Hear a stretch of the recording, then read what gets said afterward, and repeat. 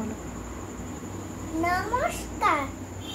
কবি অপূর্ব দত্তের কবিতা বাঘুর বুদ্ধি।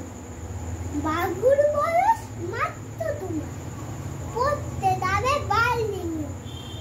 মা বলল সঙ্গে কিছু গরু দুধ আর বার্লিং। সামনে তাকা। বিদেশি বই, রাস্তা ঘাটে কি আর দেবে খাবার? শেষকালে কি খালি পেটে রোগ বাঁধাবি আবার? বাঘু বলল একটুতে মা তোমরা এত ভাবো না, কি যে বলো, ট্রেনের ভেতর খাবার কি আর পাবো না?